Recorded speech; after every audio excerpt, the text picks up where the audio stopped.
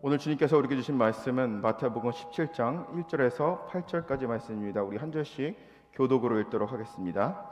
엿새 후에 예수께서 베드로와 야고보와 그 형제 요한을 데리고 따로 높은 산에 올라가셨더니 그들 앞에서 변형되사 그 얼굴이 해같이 빛나며 옷이 빛과 같이 휘어졌더라. 그때에 모세와 엘리야가 예수와 더불어 말하는 것이 그들에게 보이거늘 베드로가 예수께 여쭈어 이르되 주여 우리가 여기 있는 것이 좋사오니 만일 주께서 원하시면 내가 여기서 초막 셋을 짓되 하나는 주님을 위하여 하나는 모세를 위하여 하나는 엘리야를 위하여 하리이다. 말할 때에 호련히 빛난 구름이 그들을 덮으시며 구름 속에 소리가 나서 이르시되 이는 내 사랑하는 아들이요 내 기뻐하는 자니 너희는 그의 말을 들으라 하는지라. 제자들이 듣고 엎드려 심히 두려워하니 예수께서 나와 그들에게 손을 대시며 이르시되 일어나라 두려워하지 말라 하시니 제자들이 눈을 들고 보매 오직 예수 외에는 아무도 보이지 아니하더라. 아멘. 오늘은 여러분들과 함께 마태복음의 17장에 있는 말씀으로 여러분들과 함께 말씀을 나눠보고자 합니다. 오늘 우리가 이 그림과 우리가 읽은 성경의 내용을 보면 알겠지만은 예수님께서 이 변형된 모습, 컨피규레이션이라고 하나요? 변형된 모습을 보이십니다. 예수님과 제자들과 베드로와 야고보와 요한은요 높은 산으로 가게 되었습니다. 거기서 예수님은요 전에 보이지 않았던 다른 모습으로 제자들에게 보이기 시작합니다. 그 모습은요 얼굴이 해같이 빛났고 또 예수님의 옷이 정말 하얗게 변했습니다. 그리고 더 놀라운 것은요 모세와 엘리야가 나타나서 예수님과 대화를 한다는 것이죠. 베드로는 그 상황에서 이렇게 말합니다. 선생님 여기 있는 것이 좋사오니 여기에다가 초막 셋을 지어서 하나는 선생님 것, 하나는 모세 것, 하나는 엘리야 것을 지어서 모시도록 하겠습니다 라고 예수님께 묻습니다.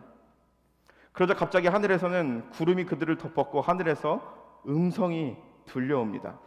그것은 바로 하나님의 음성이었어요. 이는 내 사랑하는 아들이라 나는 그를 좋아한다 너희는 그의 말을 들으라. 갑자기 하나님의 음성이 그들에게 나타나기 시작하자 그들은 아마 처음으로 주님의 음성을 듣는 순간이었을 거예요. 모두가 당황합니다. 두려워합니다. 그런데 예수님께서는요 그들에게 다가가셔서 얘기하는 거죠. 두려워하지 말라. 그리고 나서 성경은 증언합니다. 그 당시에 그들이 눈을 떴을 때 예수님 외에는 아무도 보이지 않았다라고 이야기한다는 것이죠.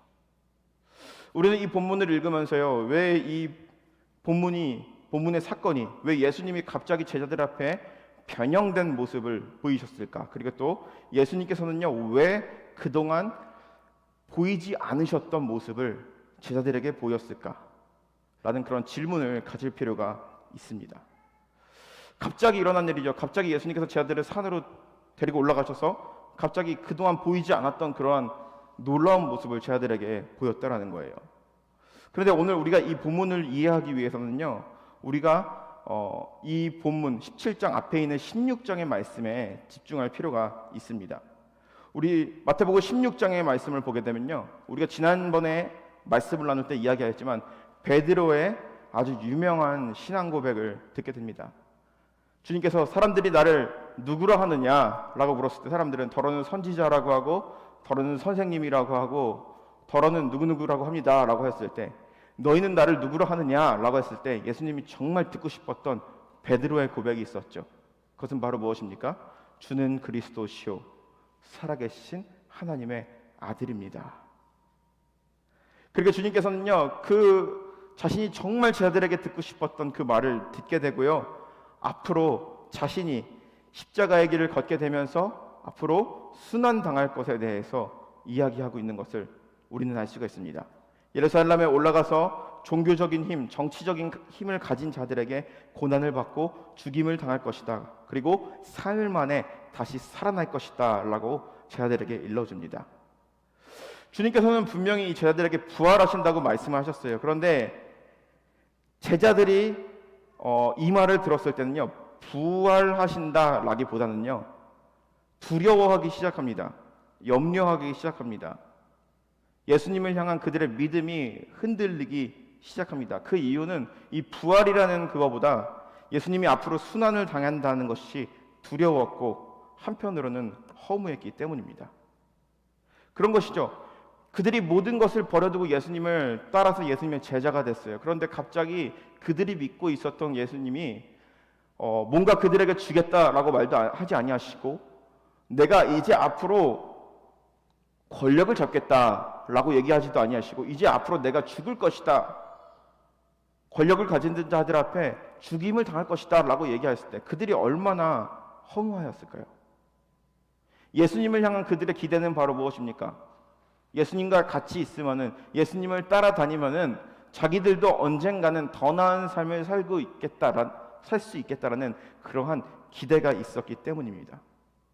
그래서 우리가 16장의 말씀을 보게 되면요, 베드로는요 예수님에게 이렇게 이야기를 합니다. 16절 말씀을 보면은 베드로가 예수를 붙들고 항변하여 이르되 주여 그리하지 마옵소서, 이 일이 주께 결코 미치지 아니하리라. 우리가 이 말씀을 한국어 성경으로 읽었을 때 베드로가 예수님한테 얘기를 하는 것이죠. 주님 그러면 안 됩니다 라고 이렇게 이해할 수 있어요. 그런데 이 헬라어 단어를 보게 되면요, 여기서 보면은 붙들고, 예수를 붙들고라는 단어를 프로스람 람보라고 하는데요, 이 단어가 의미하는 것은 바로 무엇이냐면은 한쪽으로 데려가다라는 그런 의미가 있습니다. 즉 take along 하는 거죠. taking along, 예수님을 taking along 하는 거죠. 즉 이런 것이죠. 선생님 잠깐 일로 와보십시오, 우리 한번 얘기 좀 해봅시다 하면서 예수님을 밀쳐 세우고 얘기하는 거죠. 선생님 어떻게 이럴 수 있습니까? 주님한테는, 당신에게는 결코 그러한 일이 있어서는 안 됩니다 라고 하면서 베드로가 예수님께 따진 것이죠. 모든 걸 다 버리고 당신을 따라왔는데 어떻게 이럴 수 있습니까? 당신을 따라다니면은 내가 뭔가 더 나은 삶을 살 줄 알았는데 어떻게 나에게 이럴 수 있습니까? 라는 것이 아마 모든 제자들의 생각이었을 거예요. 사실 제자들은 예수님을 따르기 위해서 자신들의 생업과 가족을 버리고 떠났습니다. 예수님에 대해서 생각할 때 그들은 어떤 마음이었을까요? 예수님이 참 무책임하고, 그리고 또한 예수님을 따라온 것이 참 억울하다라는 그런 생각이 들지 않았을까요? 이게 뭡니까? 이게 뭐예요? 이렇게 허무하게 돌아가시면 우리는 어떡합니까? 라는 생각이 아마 제자들의 생각이었을 것입니다. 그런데 주님께서는요, 베드로를 나무라 하시며, 그리고 나서 6일 후에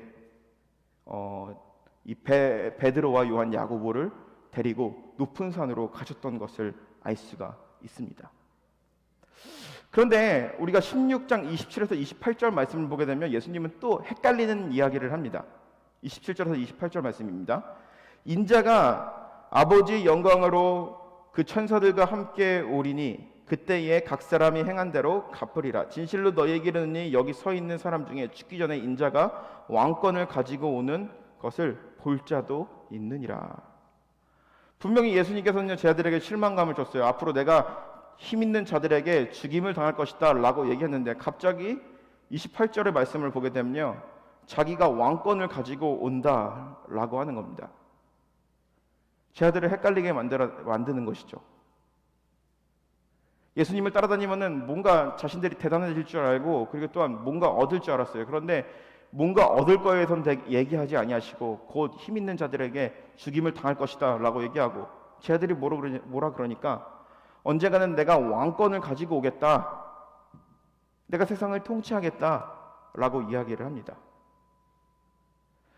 제자들과 그리고 예수님 사이에 그들이 같이 다니고 제자가 되었다라고 하였을 때는 그들 가운데는 신뢰라는 것이 있었어요. 그런데 이 신뢰가 깨지기 시작합니다.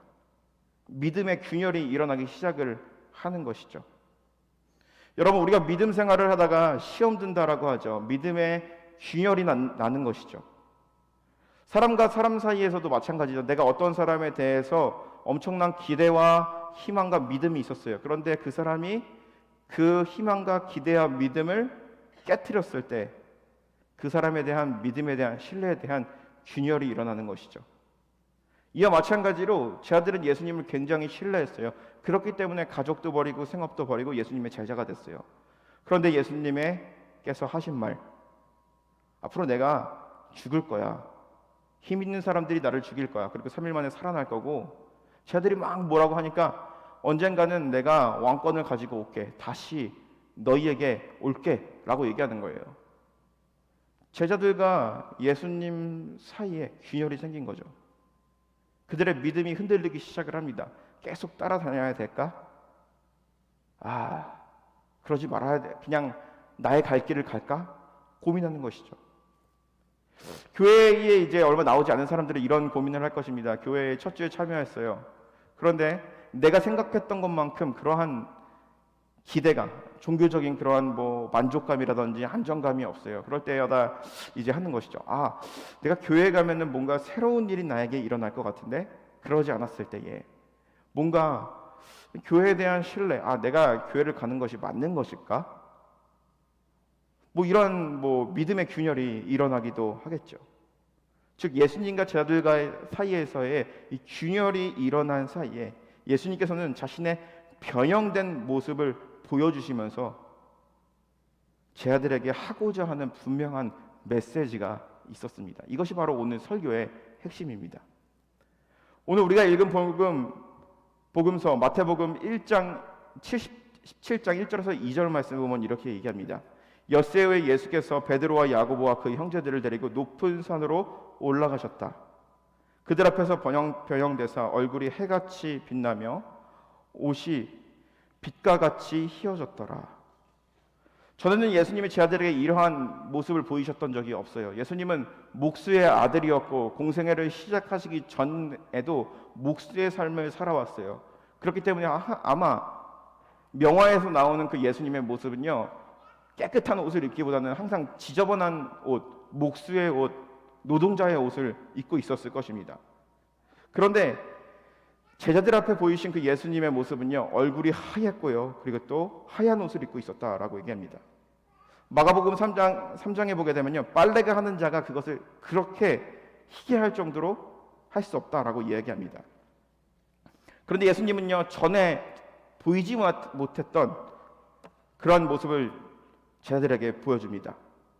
그리고 더 신비한 일이 일어나요.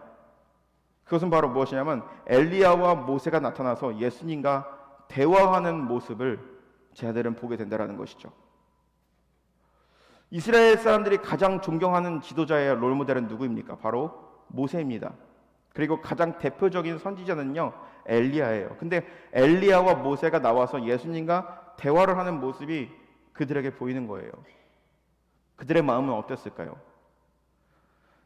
예수님에 대해서 신뢰감이 떨어졌어요.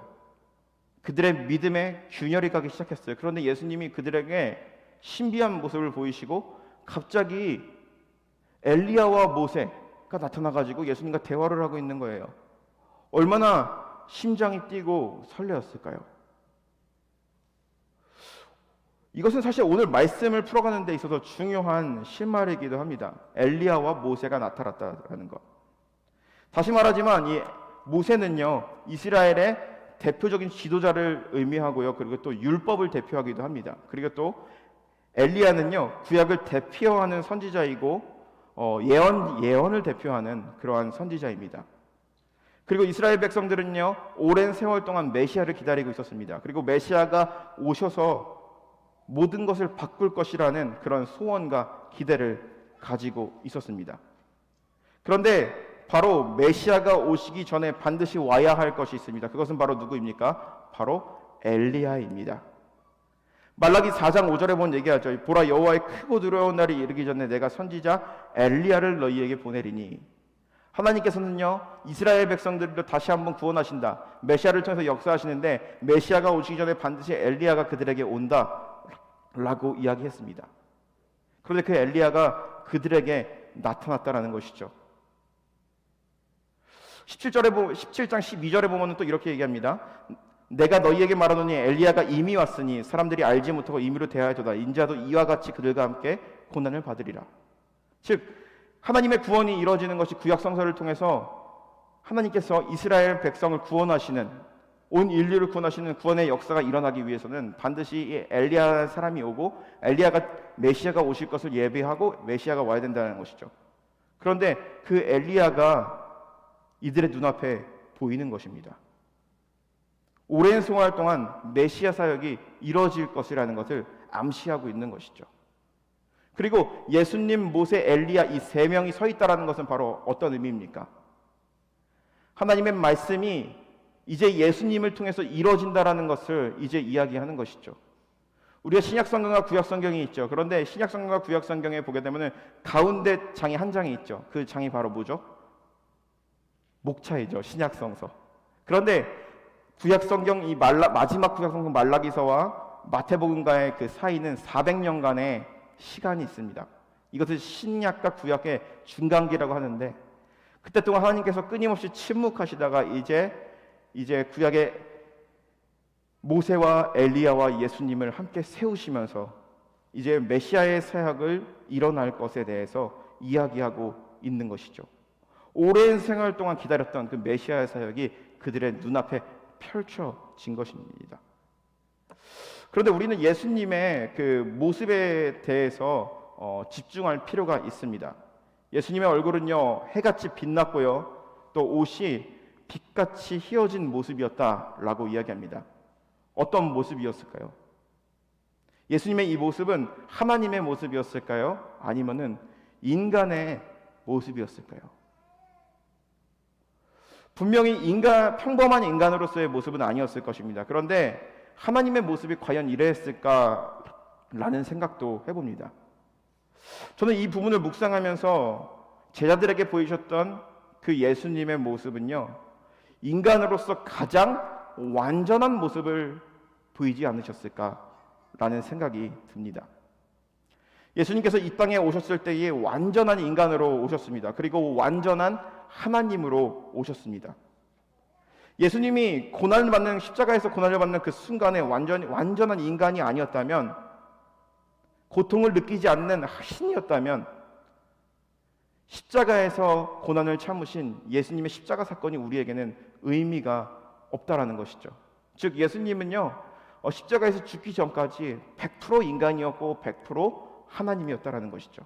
그렇기 때문에 저는 이 변화선에서 예수님이 이 변형된 모습을 보이신 것은 온전한 인간의 모습을 보인 것이 아닐까라는 생각이 듭니다. 히브리서 4장 15절에서 16절의 말씀 보면 얘기합니다.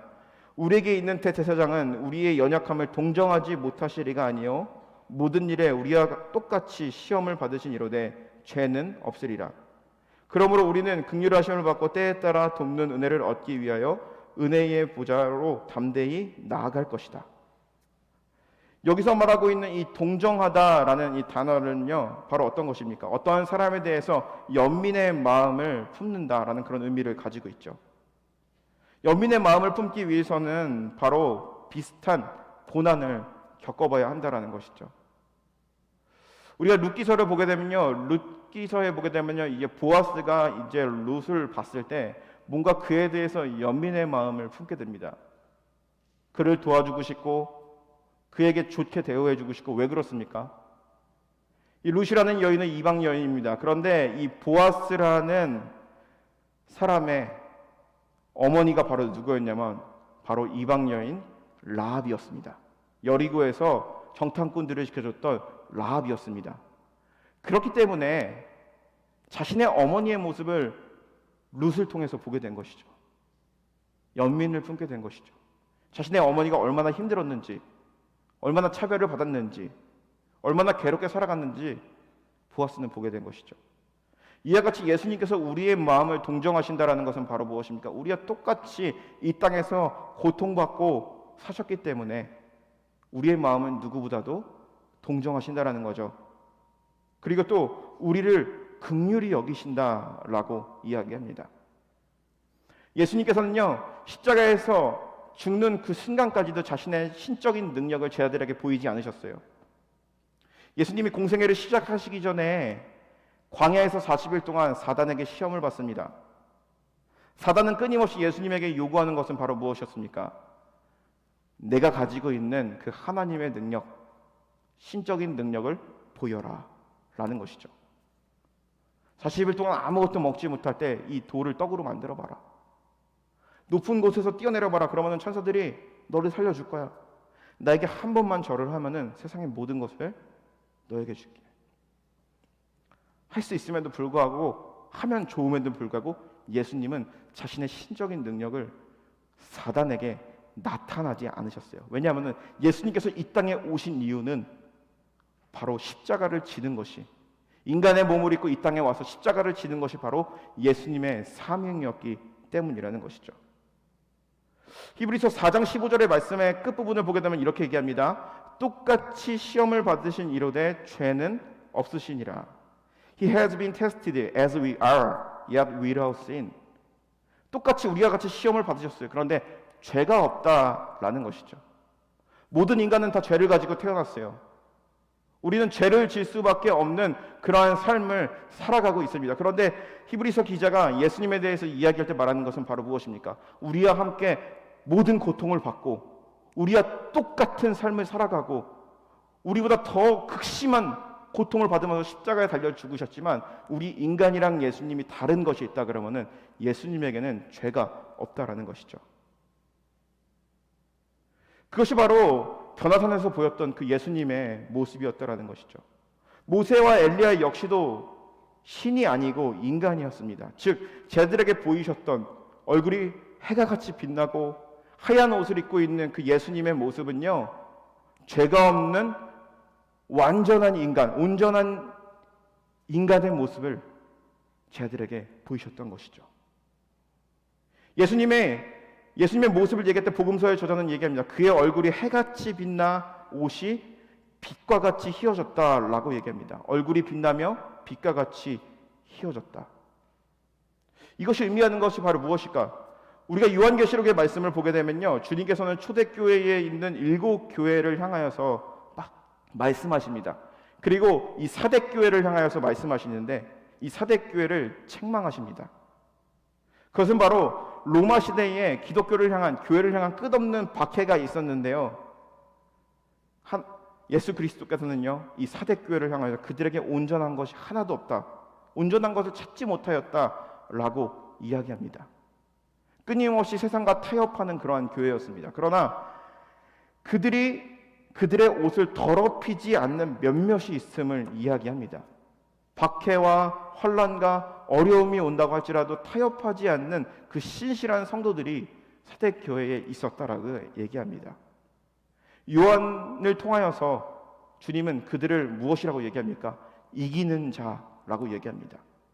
그래서 요한계시록 3장 5절에 보면 얘기합니다. 이기는 자는 이와 같이 흰옷을 입을 것이요 그의 이름을 생명책에서 결코 지우지 아니하리라.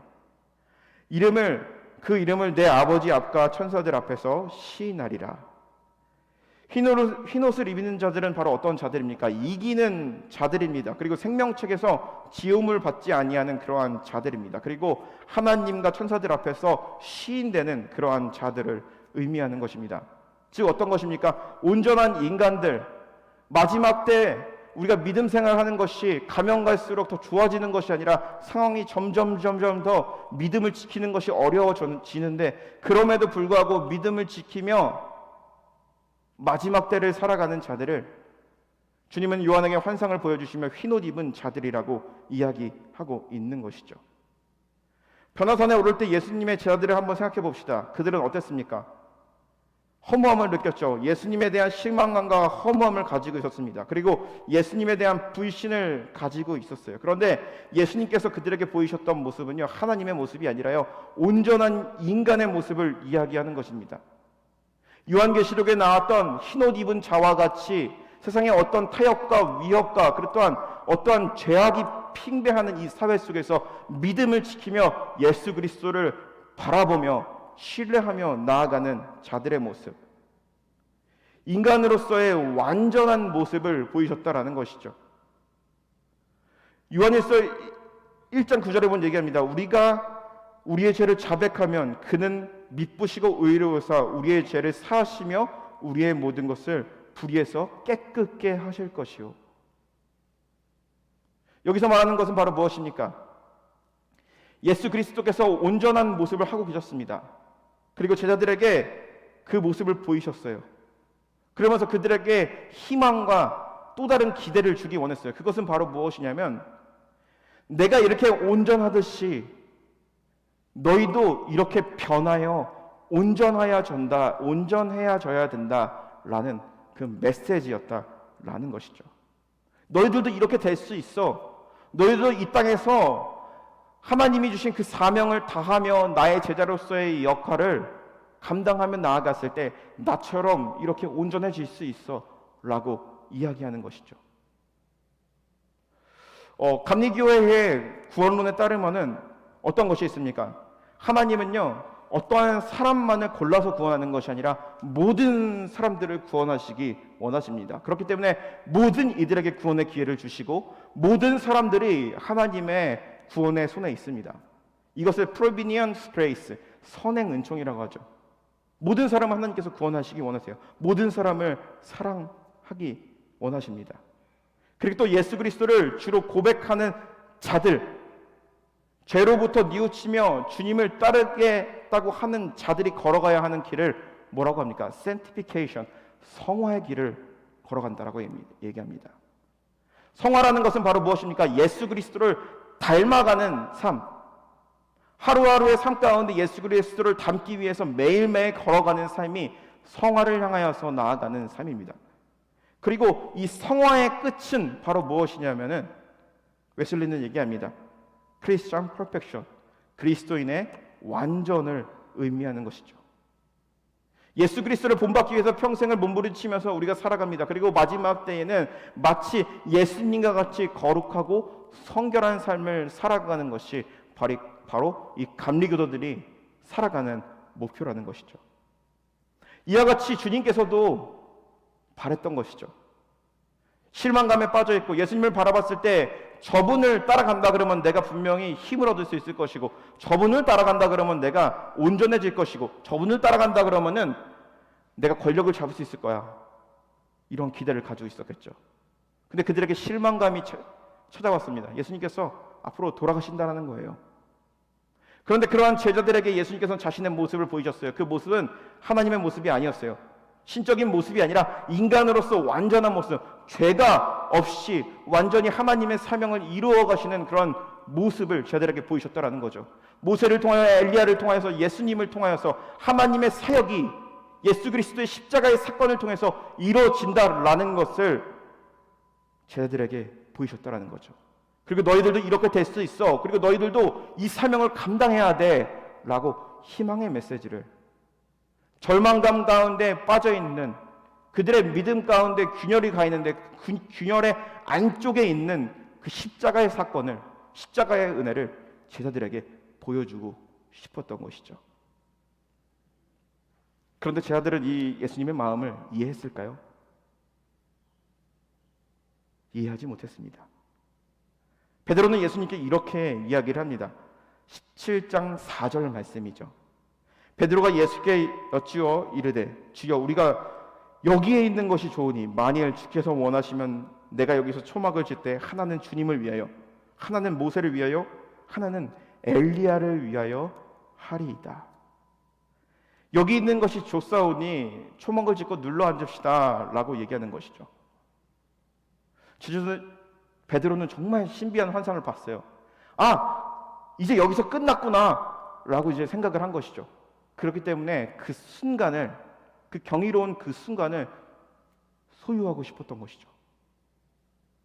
현대적인 관점에서 이 본문을 읽었을 때 제 마음 가운데 다가오는 것이 있어요. 어떠한 큰 사건이 일어났을 때 현대인들은요, 그 문제를 해결하기보다는, 그리고 또 그 사람이 당한 고통을 공감하기보다는 어떠한 사건이 내 눈앞에서 일어났을 때 가장 먼저 하는 것이 있다면 그것은 바로 무엇이죠? 무엇입니까? 핸드폰을 꺼내는 것이죠. 사진 찍는 거. 아마 그럴 거예요. 예수님의 모습이 갑자기 여기서 딱 나타나셨다. 그러면 여러분들 어떻게 할 겁니까? 아마 여러분들 중에 한 20%는 핸드폰을 꺼내서 그 예수님의 모습을 사진으로 찍으실 거예요. 그것이 바로 현대인들의 마음이죠. 근데 사진을 왜 찍습니까? 그 순간을 내가 소유하고 싶기 때문에. 그 순간을 내가 가지고 싶기 때문에 사진을 찍는 거죠.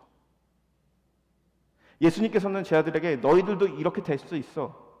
내가 죽고 나서 부활하고 너희를 다시 부르고 성령께서 너에게 임하시면 너희들은 이제 나의 사명을 감당하며 세상 가운데 나아가야 할 텐데 너희들도 이렇게 거룩해지며 성결해지며 인간으로서 온전한 모습을 가지고 인생을 마무리할 수 있어 라고 보이셨던 예수님인데, 베드로는요, 주님 여기서 끝냅시다. 그리고 우리 여기다가 초막을 짓고 그리고 이제 여기 앉아서 눌러 앉읍시다 라고 이야기하는 것이죠. 하나님은 이들을 향한 충분히 큰 계획이 있는데 그냥 베드로는요, 그 순간만을 소유하고 싶은 것이죠.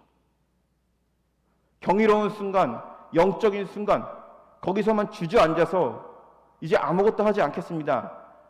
내가 이곳에 주저앉아서 사람들에게 영광을 받고 존귀를 받는 그러한 제자로서의 사명을 살겠습니다 라고 예수님에게 말한 거죠. 그 경이로운 순간에 베드로는 예수님의 마음을 진정으로 이해하지 못하는 그러한 제자였습니다. 예수님은 그들을 통하여서 그들도 예수님처럼 변화하여서 온전한 제자가 되기 원했는데 그들은 그곳에 눌러앉고 싶었던 것이죠. 그런데 정말 그때에 하나님의 음성이 들려오기 시작합니다. 17장 5절에서 6절까지 말씀입니다. 말할 때에 호련히 빛난 구름이 그들을 덮으시며 구름 속에서 소리가 나서 이르되 이는 내 사랑하는 아들이요 기뻐하는 자니 너희는 그의 말을 들으라 하시니 그들이 듣고 엎드려 심히 두려워하였다.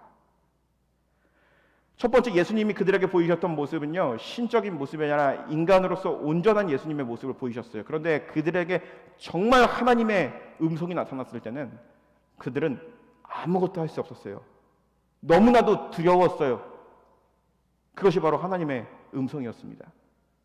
그들 가운데는 죄가 있기 때문에 하나님의 음성이 그들에게 들려왔을 때, 하나님의 모습이 그에게 다가왔을 때 그들은 죽을 수밖에 없습니다. 그 모습을 오늘 본문을 통해서 보여주는 것입니다. 그런데 그 하나님의 음성이 이들에게 이야기합니다. 이는 내 사랑하는 아들이요 내 기뻐하는 자니 너희는 그의 말을 들으라. 예수님께서 요단강가에서 요한에게 세례를 받을 때도 이와 같은 비슷한 말씀이 하늘에서 들려왔죠. 제자들에게 이야기하는 것이죠. 예수님의 모습을 바라보면서 그 모습을 통해서 그들이 희망을 가지고 예수님과 같이 변하기를 원했는데, 변화하는 삶을 살아가길 원했는데, 그것을 오해하고 있는 제자들에게 하나님이 나타나신 거죠. 그의 말을 들으라. 그가 이루실 하나님 나라, 그가 이루실 것은 바로 무엇이냐? 그들이 생각하는 그러한 정치적인 권력을 갖고 힘을 갖고 그런 것이 아니라 모든 이들을 자유케 하기 위해서 십자가에서 죽을 것이며, 그 고난 가운데 너희도 함께 있어야 되며, 부활을 경험하며 나아갔을 때 너희들도 예수님처럼 변화하여서 나의 사명을 이어갈 것이다 라고 주님께서는 말씀하고 있는 것이죠. 그렇게 두려움에 빠진 제자들이었습니다. 하나님의 음성이 그들에게 들려왔을 때 그들은 하나님의 얼굴을 쳐다볼 수도 없었어요. 땅에 엎드러져가지고 아무것도 할 수 없는 상황에 예수님은요, 그들에게 다가가셔서 그들에게 손대시며 말씀하시죠. 두려워 말라. 그러고 나서 성경은 증언합니다. 그들의 눈에는 오직 예수 외에는 아무것도 보이지 않았다 라고 이야기합니다. 오늘 이 말씀을 통해서 우리에게 주어지는 분명한 메시지가 있습니다. 우리는 신앙생활을 하면서 여러 가지 많은 생각들을 하게 되고요, 또 많은 공부들을 하게 되고 또 많은 상황들을 겪습니다. 그러면서 우리는 뭔가 나의 삶 가운데 어떠한 기대를 가지고 살아갑니다. 그리고 또 마치 제자들과 같이, 제자들이 예수님을 통하여서 얻는 기대감과 같이 하나님의 뜻과 정반대인 삶을 살아갈 때도 있습니다.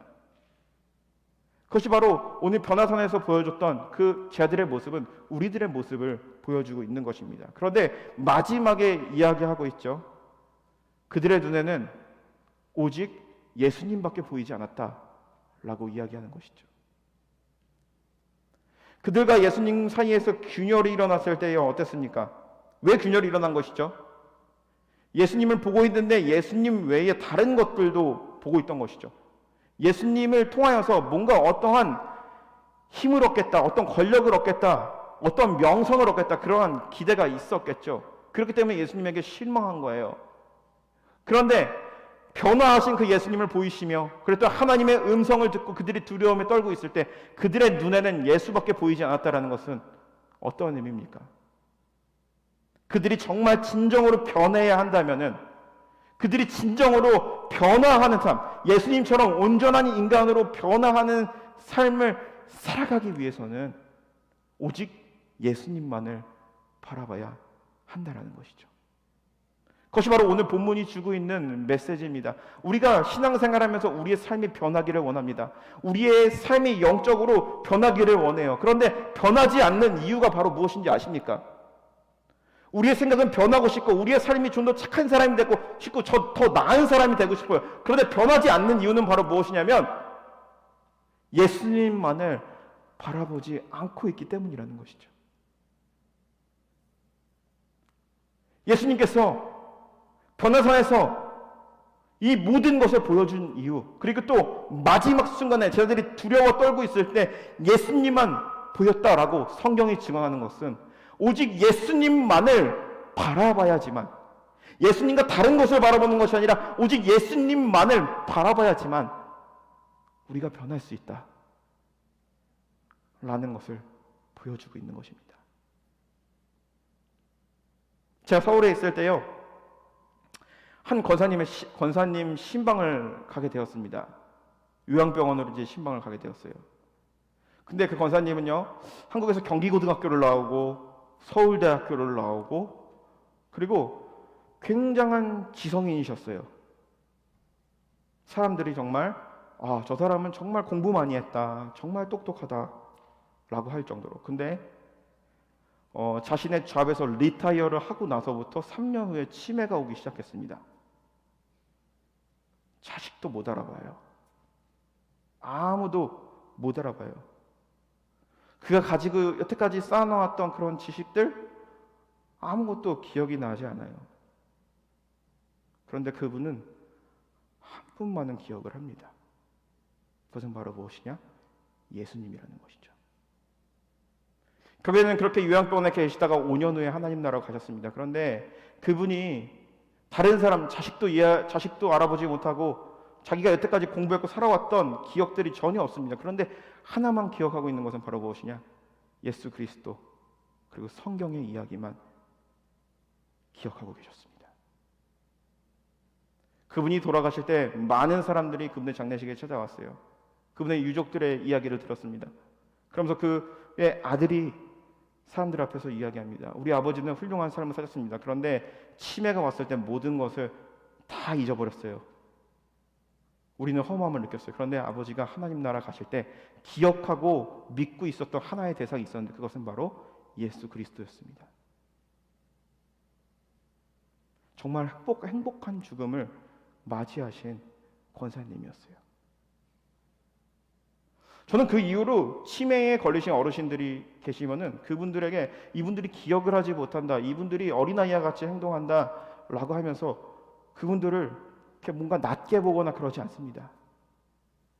오히려 저분들은 이 땅에 있었던 어떻게 보면은 마치 거추장스러운 것들, 그런 것들을 다 잊어버리고 예수님만을 바라보고 있는 그러한 순간이 아닐까라는 생각이 듭니다. 동경순 권사님 얘기를 잠깐 해드리자면은, 제가 동경순 권사님 신방을 갔어요. 신방을 가가지고 권사님 잘 때 예수님 만나십니까? 라고 물어보자 권사님이 그러시는 거예요. 예, 만나죠. 이러는 거예요. 그래서 여쭤봤어요. 권사님, 그러면 예수님하고 무슨 얘기를 하세요? 라고 여쭤보니까 내가 고쳐달라고 부탁했는데 예수님이 이렇게 얘기하더라고요. 그냥 그렇게 사는 것이 좋은 거다라고 얘기하더라고요. 이러더라고요.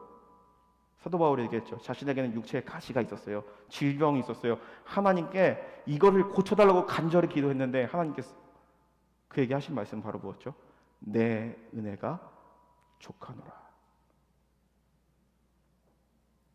오늘의 설교의 핵심은 바로 그것입니다. 우리가 변화하고 싶습니까? 예수님의 제자로서 진정으로 살아가기 원하십니까? 그리고 우리가 지금 교회에 나온 목적이 바로 무엇입니까? 바로 예수님만을 바라보기 위해서 나아가는 것입니다. 우리의 기도도 변할 필요가 있습니다. 우리가 원하는 것, 우리가 바라는 것, 그러한 것을 기도하기 이전에 가장 먼저 우리가 기도해야 될 것은요, 성경에 많은 이야기들이 있고 많은 목사님들의 설교가 있고 많은 기독교 서적이 있어요. 많은 사람들의 훌륭한 이야기들이 있어요. 그런데 우리가 가장 기도해야 될 것은 바로 무엇이냐? 하나님, 이 순간 내가 예수님만을 바라보게 해주시옵소서. 예수님만을 바라봐서 나의 삶이 변하게 하여 주시고 예수님만이 나의 인생의 프라이어티 첫 번째가 될 수 있도록 주님, 나의 믿음을 이끌어 주시옵소서. 제자들은 봤던 것이죠. 예수님과 자신들 사이에서 균열이 있었어요. 깨짐이 있었어요. 그런데 그 균열 사이에 있는 거대한 십자가의 은혜를 경험하게 된 것입니다. 그것은 바로 예수 그리스도를 바라봤을 때 일어났던 것이죠. 사랑하는 성도 여러분, 오늘 우리가 이 말씀을 바라보면서 오직 예수님만을 바라보며 예수님처럼 변화하는 그런 삶을 살아가시는 한 주간이 되시기를 주님의 이름으로 간절히 축원합니다. 주님은요, 여러분들을 그냥 혼자 내버려 두지 아니하시고요, 변화산에 직접 끌려 올라와서 저들에게 보이시고 하나님의 음성으로 들려주셨던 것처럼 여러분들이 예수님을 바라보는 믿음으로 살겠다고 도전하며 나아갈 때 반드시 우리를 도우시는 주님이시라는 것을 믿으며 나아가시기를 주님의 이름으로 간절히 축원합니다. 기도하겠습니다.